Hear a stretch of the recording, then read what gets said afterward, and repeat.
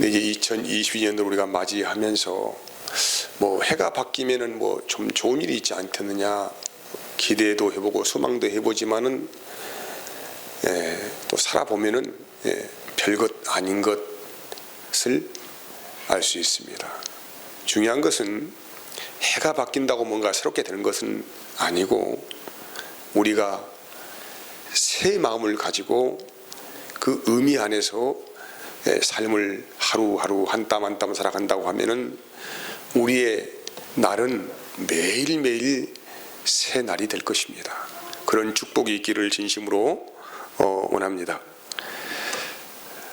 예수님은 십자가를 지시기 직전에 제자들을 부르셔가지고 최후의 식사를 하였습니다.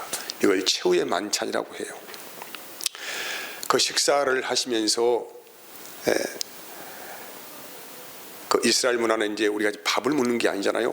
빵 조각을 나누시면서 이것이 바로 내가 너에게 줄 내 살이다 말씀을 하시죠. 그리고 이제 붉은 포도주잔을 제자들에게 나눠주시면서 내가 너희들에게 줄 피다, 이게 바로 새 언약의 말씀이다, 이렇게 주님께서 제자들을 향하여서 자기의 몸을 주시는 그런 예언의 말씀을 하셨습니다. 우리 이제 예수님의 찢겨진 살, 또 흘리신 피, 십자가에서 그 피를 우리가 먹고 마심을 통하여서 우리는 어떻게 되었냐면은 나의 몸이 아니고 예수님의 몸이 되었다는 거예요. 과거에는 우리가 예수님의 살과 피를 마시기 전에는 우리의 몸은 나의 몸이었어요. 근데 예수님의 살과 피를 마신 후에는 이제는 우리의 몸은 나의 몸이 아니고 예수님의 몸이라는 거예요. 그래서 에베소서 5장 23절에서 쭉 읽어가면은 아내와 남편의 관계를 이야기해요. 아내는 남편에게 복종해야 한다. 또 남편은 아내를 자기 몸과 같이 사랑해야 한다. 이렇게 함을 통하여서 한 몸이 되는 부부가 된다라고 말씀을 하시면서 바로 이것이 비밀이다. 어떤 비밀이냐? 그리스도와 교회에 관한 비밀이다 말씀하시는 거예요. 교회라고 하는 것은 뭐냐면은 예수님을 머리로 하여서 주의 말씀에 복종하는 것이 교회예요. 그래서 이 교회를 그리스도 몸이라고 하는 거예요. 주님께서 얼마나 우리를 사랑하셨느냐, 자기의 몸을 내어주시는 사랑을 하셔서 우리를 아내로 맞이한 것입니다. 그래서 이 예수님과 우리는 이제 떨어질래야 떨어질 수 없는 관계가 되어버렸어요. 이걸 연합되었다 이렇게 말하는 거예요. 한 몸이 되었다. 그분이 우리의 머리가 되는 것이고 우리는 한 몸을 이루는 지체로서 현재 서 있게 되는 것입니다. 이게 이렇게 함을 통하여서 이 지체라고 하는 것은 굉장히 중요하잖아요. 이 지체라고 하는 것은 우리의 그 몸을 구성하는 여러 가지 신체 장기들과 기능들을 다 지체라고 하잖아요. 이 지체들이 서로 연합하여서 한 몸을 이루려고 하면은 어떻게 해야 됩니까? 서로 봉사하는 것이죠. 서로 섬기고 이렇게 함을 통하여서 이 몸의 건강을 유지하게 하는 생명 유기체의 관계를 가지고 있어야만이 비로소 내가 교회라고 할 수 있다. 주님을 머리로 섬기는 것이다 라는 것입니다. 그래서 이런 생명 유기체적인 관계, 서로 돕고 협력하고 봉사하고 감싸고 덮어주고 이런 관계 안에서 살아가는 것을 서로 사랑하는 것이다 라고 하는 거예요. 오늘 이제 우리가 읽은 말씀은 12장부터 연결된 말씀 아닙니까? 12장은 우리가 잘 아시는 대로 무슨 내용만 기록되어 있어요? 성령을 통하여 주신 은사, 각종 은사를 말을 하고 있어요. 은사는 하나님의 선물이라는 것을 은사라고 합니다. 은사, 그리고 14장도 은사예요. 그러니까 은사와 은사의 이 샌드위치 구조로 되어 있는 이 가운데 있는 게 뭐냐면 우리가 말하는 사랑장이라고 해요. 사랑장. 그러면 여러분 보세요. 은사와 은사를 가장 빛나게 하고 가장 찬란하게 하는 것이 무엇이냐? 바로 이것이 사랑이다. 이렇게 말씀하는데 왜 그러면 이 가운데 은사를 말하면서 사랑이라는 단어를 여기에 첨가를 시켰느냐 이 말이죠. 교회라고 하는 것은 다시 말하면 주님을 머리로 섬기는 몸을 각 지체들 교회라고 하는 거 아닙니까? 근데 이 사람들이 하나님이 주신 은사를 받아가지고 오용, 남용하고 자기 자랑하고 기만하고 뭐 이런 일을 하니까 너희가 정말로 성령을 받은 사람이냐? 너희가 정말로 은사를 받은 사람이냐? 그래서 다 좋다마는 내가 가장 좋은 길을 보여주겠다고 하면서 그 은사를 쭉 말씀하시면서 고린도전서 12장 마지막 절 31절에는 이렇게 말씀해요. 너희는 더욱 큰 은사를 사모하라. 내가 또한 가장 좋은 길을 너희에게 보이리라. 가장 좋은 길을, 가장 탁월한 길을 우리 주님께서 보여주신 것입니다. 그게 뭐냐면 더욱 큰 은사, 가장 좋은 것인데 그건 뭐라고 말씀하는 것입니까? 바로 사랑이다. 그래서 쭉 이제 그 사랑이 무엇인가에 대해서 말씀을 하는 것입니다. 천사 같은 말을 한다고 할지라도 사랑이 없으면 아무것도 아니다. 천사는 하나님의 말씀을 전하는 계시 전달자 아닙니까? 그러니까 너희가 하나님의 말씀을 전한다고 뭐 어떻게 한다 할지라도 사랑이 없다고 한다면 아무것도 아닌 것이다. 그 다음에 뭐 예언하는 능력이 있어 모든 비밀을, 모든 지식을 알고 산을 옮길 만한 믿음이 있을지라도 사랑이 없으면 내가 아무것도 아니다. 여기에 예언도 역시 이제 하나님의 말씀이 이루어지는 것을 예언이라고 하는 거 아닙니까? 근데 이 하나님의 말씀이 이루시는 이 비밀을 다 너희가 안다고 할지라도, 다 안다고 할지라도 성경을 달달달달 외우면서 그 신비적인 말씀을 다 파헤쳐서 까발리고 이렇게 한다고 할지라도 그 안에 사랑이 없다고 한다면 너희는 아는 것이 아니다. 아무것도 너희 유익이 없다. 무슨 대단한 믿음을 말을 하고 산을 옮길 만한 그런 믿음을 이야기한다 할지라도 뭐가 없으면, 사랑이 없으면 그것은 믿음이 아니다. 그리고 이어진 말씀이에요. 네가 너에 있는 모든 것을 다 허비해서 사람을 구제한다고 할지라도 역시 사랑이 없는 행위는 위선이다. 이런 말씀을 하고 있어요. 사랑, 너무나도 중요한 말씀이에요. 우리는 늘 무엇 때문에 마음이 권고하고 외롭습니까? 사랑이 없기 때문에. 왜 내가 빈곤하다고 생각합니까? 사랑이 없기 때문에. 이 사랑만 가슴에 충만하게 밀려 들어오면은 나는 세상에서 가장 부유한 자가 되고 가장 지적인 자가 되고 가장 탁월한 능력을 받은 사람이 됩니다. 모든 것을 품 안을 수도 있습니다. 이 사랑을 가지고. 근데 이게 없어요. 믿음의 말을 하면서도 가슴은 빈곤합니다. 사람을 구제하면서도 가슴이 빈곤합니다.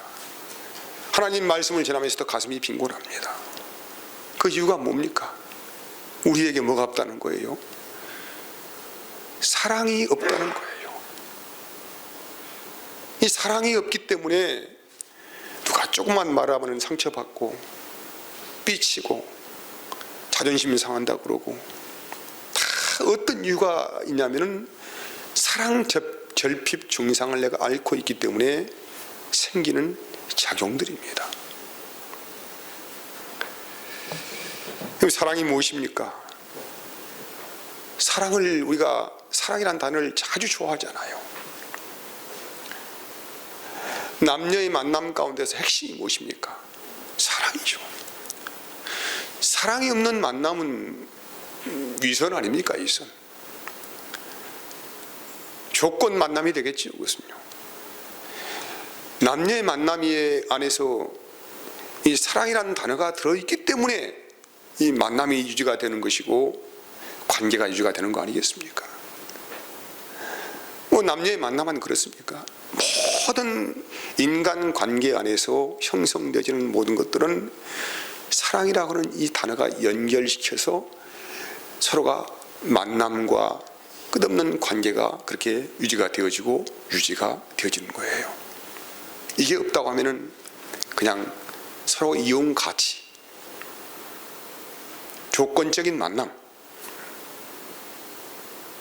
뭐 필요 가치, 이런 말을 하는 게 훨씬 더 낫겠죠. 근데 우리는 사랑이라는 말을 그렇게 많이 생각을 하고 또 받기도 원하고 이 사랑을 주기도 원하지만은 사랑을 어떻게 하는 것인지도 몰라요. 어떻게 하는 것인지도 몰라. 제가 아버지가 되어서 한 가정을 꾸리고 살아가는데 어떻게 이 가정을 이렇게 꾸려갈 것인가에 대해서 저는 아무런 답이 없었어요. 내가 아버지이고 가장인데 어떻게 가정을 이렇게 해야 좀 행복한 가정이 될까? 이런 생각도 해보았지만은 도대체 어떻게 하라는 말이냐 이 말이에요. 어떻게. 부모는 자식을 사랑한다고 하지만은 이 사랑의 행위가 잘못되면 어떻게 됩니까? 오히려 안 한 것만 또 못한, 오히려 부자간에 가해자, 피해자가 나오는 거예요. 이 사랑은 굉장히 중요한데 우리는 사랑을 어떻게 할지를 몰라요. 사랑이라는 말은 굉장히 좋아하는데 어떻게 사랑을 할 줄을 몰라요. 그래서 이 본문의 말씀은 사랑은 바로 이런 것이야, 사랑은 이렇게 하는 거야 라고 우리에게 소개하고 있어요. 첫 번째 4절 보면 뭐라고 합니까? 이 단어들이, 사랑이라는 단어가, 이 사랑을 어떻게 하는 것이라는 단어가 쭉 나열되어 있어요. 근데 가장 먼저 등장하는 단어가 뭡니까? 사랑은 오래 참는 거래요. 사랑한다고 하면은, 네가 저 사람을 사랑한다고 하면은 오래 참지 아니하고 그런 사람을 사랑하는 것이 아니다. 그건 가식이다. 이런 말이겠죠. 여러분, 사람에 대해서 오래 참는 것은 도의 경지에 이르려야만이 가능합니다. 이 오래 참는다고 하는 말은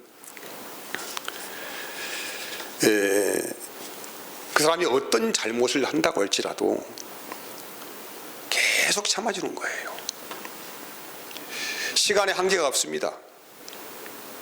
내가 3번만 참겠다, 7번만 참겠다, 내가 이만큼은 참아주겠다, 이런 게 아니죠. 끝까지 계속 참아주는 것이죠. 이게 오래 참는 거 아닙니까? 근데 여러분, 우리는 정말로 오래 참지 못합니다.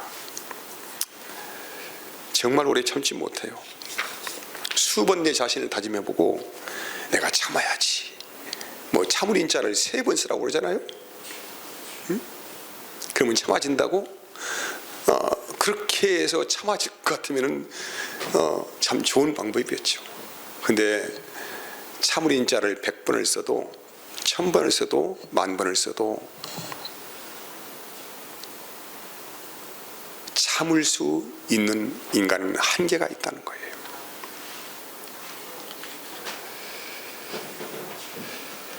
어렵습니다. 너무 어려워요. 사람에 대해서 인내할 수 있다고 하는 것은 정말로 그 사람은 신적인 존재와 같습니다. 근데 참는 것은 이런 것이다 라고 본을 보이시는 분이 계시는데 그분이 누구예요? 정답은 이미 나와 있어요. 예수 그리스도이십니다.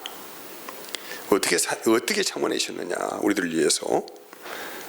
이 말은 바꿔 말하면 어떻게 우리를 사랑하셨는가 이 말이에요. 디모데전서 1장 15절에서 16절까지 말씀에 보면은 미쁘다 모든 사람이 받을 만한 이 말이요, 그리스도 예수께서 죄인을 구원하시려고 세상에 임하셨다 하였도다. 죄인 중에 내가 개순이라. 그러나 내가 긍휼을 입은 까닭은 예수 그리스도께서 내게 먼저 1절 어떻게 했다는 거예요? 오래 참으심을 보였습니다. 그러니까 예수님께서 1절 다른 사람 보지 마시고 누구에 대해서? 나에 대해서 그분이 오래오래 참으셨어요. 뭘 참으셨을까? 무엇을? 뭘 나에 대해 참았다는 얘기입니까? 무엇을? 로마서 5장 8절, 6절, 8절 말씀은 이렇게 기록이 되어 있어요. 우리가 아직, 자 5장 6절 8절 띄워보세요. 우리가 아직 연약할 때에 기약대로 그리스도께서 경건하지 않은 자를 위하여 죽으셨도다. 의인을 위하여 죽는 자가 쉽지 않고 선인을 위하여 용감히 죽는 자가 있거니와 우리가 아직 무엇 됐을 때에, 죄인 되었을 때에 그리스도께서 우리를 위하여 죽으심으로. 야, 기가 막힌 말씀이죠. 우리가 하나님을 본다고 하는 것은 나를 보는 거예요. 네, 내 자신이 보이지 않고는 하나님이 안 보입니다. 인간이 하나님을 본다고 하는 것은 자기 자신을 정확하게 볼 수 있는 일이 생겨야 하나님을 볼 수 있다는 것이죠. 왜? 우리 자신이 죄인이라고 성경은 단정지어 말을 하고 있습니다. 누구 앞에 죄인이냐? 하나님 앞에 죄인이다 이 말이에요. 여러분, 세상에서 적당히 도덕 지키고 윤리 생활하고 이렇게 법 지키고 살아가는 거, 이건 이런 차원을 말하는 게 아닙니다. 이건 우리 자신들이 내 자신을 좀 생각해 보면은 잘 알 수 있어요. 좀 심하게 말을 하면은 우리는 숨 쉬는 것 빼놓고는 다 뭐예요? 거짓이에요. 위선이에요, 사실. 네. 요거만 숨은 쉬어야 살아. 다른 건 다 위선이에요. 누가 그렇게 말씀하셨어요? 하나님께서 단정적으로 말씀하셨어요. 그러니까 이 죄인들은 어떻게 해야 됩니까? 규탄을 받아야죠. 우리가 여러분 매일 뉴스 보면서 매일 손가락질 하면서 막 이 입에서 험담하고 있죠. 저런 자식, 나쁜 저런, 진짜 어떻게 저런, 막 이렇게 하면서 막 쌍시옷이 나오잖아요. 왜 그래요?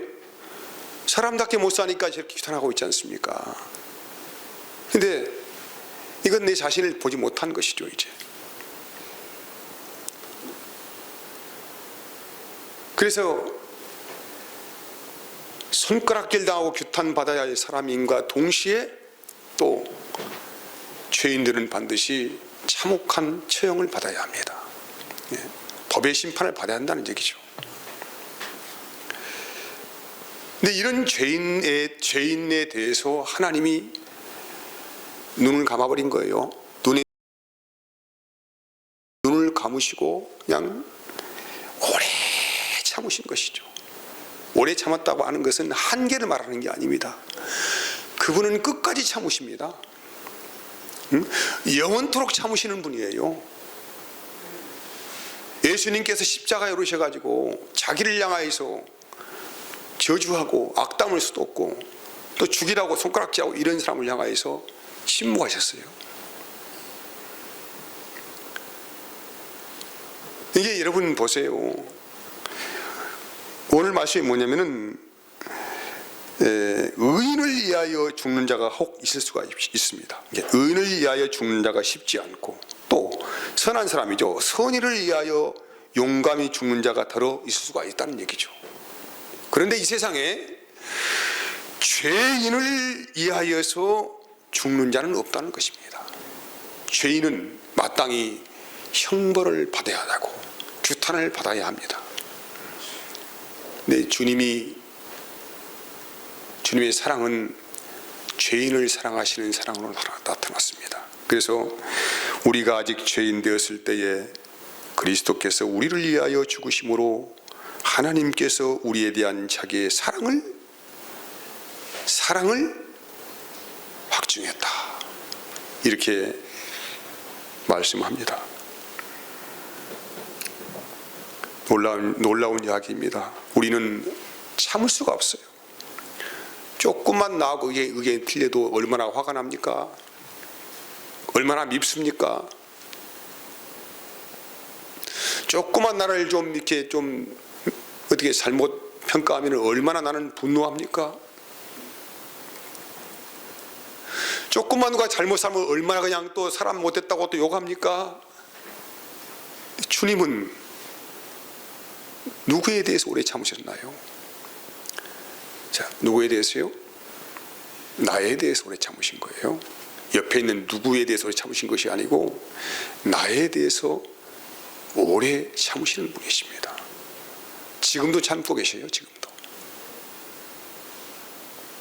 이것을 뭐라고 하는 것입니까?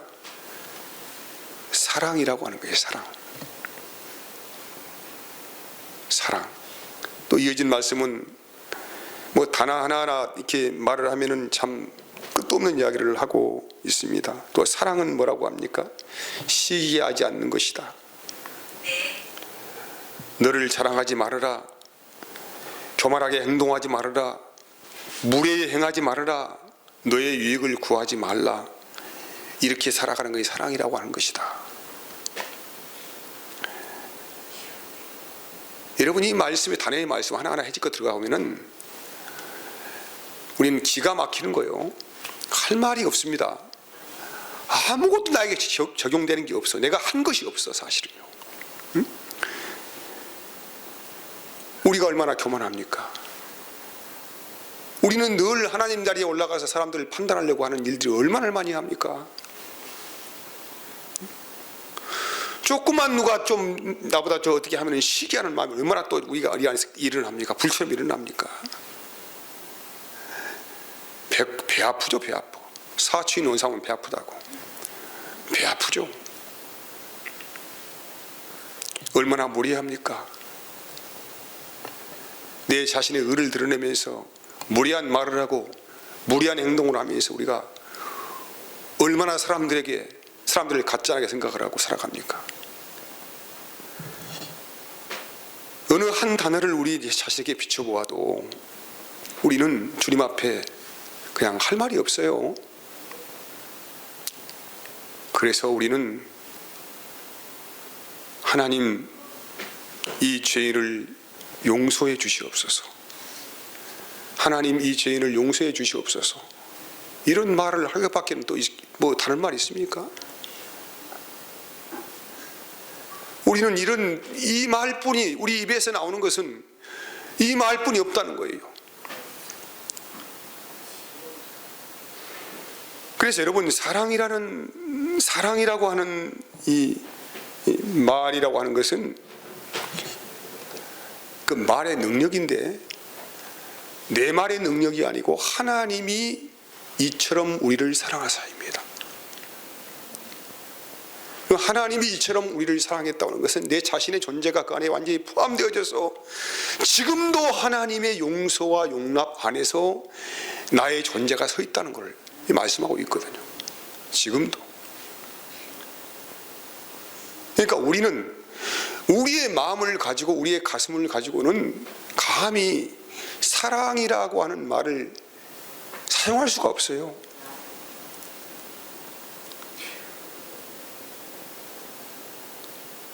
사용할 수가 없다고요. 입만 벌리면 교만하고 자기 자랑하기 좋아하고 상대에 대해서 비하하고 판단하고 하는 일들이 뭐 우리 일상의 삶이지 않습니까? 일상의 삶. 어떻게 근데 우리가 사랑이 있다고 이야기할 수 있어요? 네, 우리는 사랑이 없지요. 그래서 여러분, 사랑은 하나님으로부터 내 가슴으로 밀려 들어오는 능력입니다. 나에게 없는 것이기 때문에 하나님으로부터 이 가슴으로 내 가슴으로 밀려 들어오는 하나님의 능력이죠. 그래서 나의 모습을 보게 하고 하나님 이 죄인을 용서해 주세요. 이 정도의 고백, 이 마음의 고백이 있다고 한다면은 하나님의 사랑의 불씨가 이 가슴에 이제 비로소 잉태가 된 것입니다. 잉태가 된 거예요. 그래서 이 사람이 사람을 사랑한다고 하는 것은 나의 맹세나 다짐이나 나의 결단이나 신념이나 이런 것으로 되는 것이 아니라는 것이죠. 이렇게 되어지면 참 좋겠는데, 만약에 그런 방법을 통하여서 사람을 사랑하려고 하면은 자기 감정, 자기 생각에 치우쳐서 그릇된 사랑을 하게 됩니다. 그래서 우리는 하나님으로부터 온 능력을 받는 것인데, 바로 하나님 나를 용서해 주세요, 이것이 우리 마음에서 고백되는 것이죠. 이제 왜? 내가 죄인이기 때문에 하나님의 용서가 내 가슴에 빌려 들어와야 되지 않습니까? 용서라고 하는 것은 하나님의 사랑이죠. 이 사랑이 내가 너를 사랑한다, 하나님이 이렇게 표현하는 것인데, 네가 허다한 죄를 지고 서 있다 할지라도 나는 너를 덮어버리겠다. 그리고 다 그냥 받아주겠다. 다 용서해버리겠다. 이제 이 말씀이 인식되어야, 이 가슴에서 인식되어야 비로소 사랑을 어떻게 할지를 안다는 거예요. 이제 어떻게 하는 것이 이게 사랑의 방식이라고 먼저 그러는 것인데, 그것이 바로 사랑이라는 것이구나. 주님이 나를 향하여서 오래 참으신 것처럼 내가 상대에 대해서 그렇게 참아낼 수가 있다면 그것은 내가 그 사람을 사랑을 하는 것입니다. 근데 우리는 늘 실패하죠. 늘 넘어지잖아요. 그래서 사랑이라고 하는 것은 하나님으로부터 주어지는 전적인 능력입니다. 용서를 배우는 것입니다. 오래 참는 것을 주님을 통하여 배우는 것이죠. 그것도 그냥 오래 참는 것이 아니라 온유한 마음을 품고 오래 참아내신 주님을 생각하면서 하나님 나를 용서해 주세요 하면은 이 용서라는 이 가슴에 생명으로 잉태가 되어서 비로소 사랑이 우리 가슴에서 자라나기 시작한다는 거예요.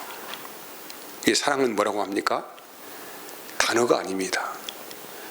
우리 가슴에 잉태되는 생명이에요. 생명이거든요.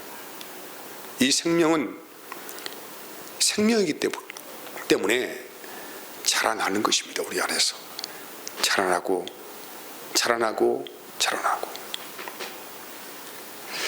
그리고 사랑은 우리의 결단이나 의지가 아니라 주님의 생명이 우리의 가슴에 밀려 들어와서 나를 새 사람으로 변화시키는 능력의 경험이 되는 것입니다. 이 사람이 바른 말을 자꾸 한다고 해서 그 사람이 변화되는 건 아니죠. 하나님의 사랑을 경험해봐야만이 비로소 우리의 마음이 새 마음으로 변화가 되어져 가는 것입니다. 이게 된 것이 아니요, 되어져가 늘 이렇게 진행형, 완성되는 것이 아니고 완성의 길로 점점 진행되어 간다고 이야기할 수 있어요. 진행되어 간다. 그래서 은혜 생활이 제대로 되어지면 점점 사람은 가슴이 넓어져요. 한순간에 막 그렇게 변화되는 게 아니고 점점 가슴이 넓어져요. 생각이 깊어져요. 가슴이 넓어진다고 하는 것은 사람들을 가슴에 받아주는 충분한 능력이 되었다는 것입니다. 내 가슴에 누구처럼, 예수님처럼, 어떻게 그 예수님이 나를 사랑하셔서 용납하신 것처럼 오래 참는 은혜가 나의 이 가슴에서 생명으로 생겨난다는 것입니다.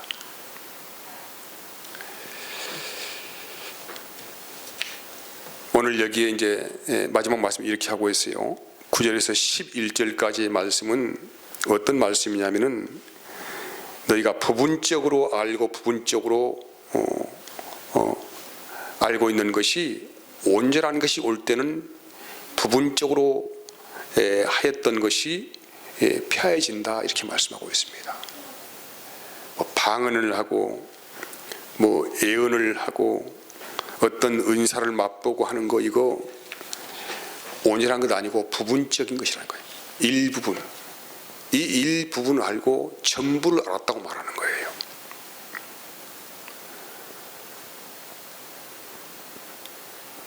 온전한 것이 무엇입니까? 이것은 사람의 가슴에서 나올 수 없고 하나님의 영을 받은 사람이죠. 성령을 받은 사람이죠. 이 하나님의 영을 가슴에 받은 사람을 통하여서 이 생명이 표현되는 것입니다.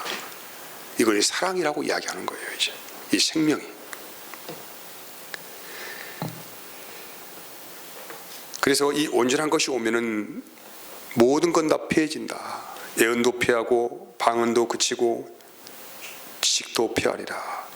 우리는 부분적으로 알고 부분적으로 예언하니 온전한 것이 올 때에는 부분적으로 하는 것이 폐하리라.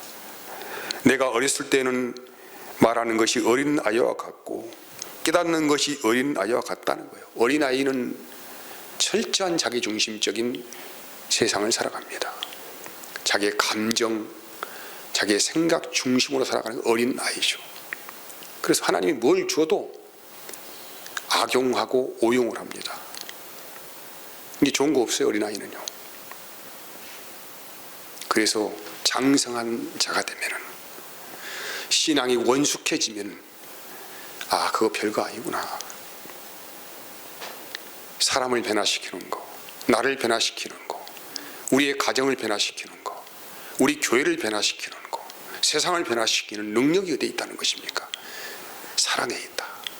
이 비밀을 알 수 있다는 것이죠. 그래서 믿음과 소망도 중요한데 그 중에 제일은 사랑이다. 2022년도를 출발하시면서 하나님께서 우리의 가정과 삶을 축복하시고 이 교회를 축복하시기 위해서 우리에게 가장 큰 은사를 사모하라고 말씀하고 있습니다. 이 큰 은사가 무엇입니까? 사랑이다. 이것만 있으면은 2022년도 한 해는 정말로 너무나도 멋진 그런 한 해를 살아갈 수가 있습니다.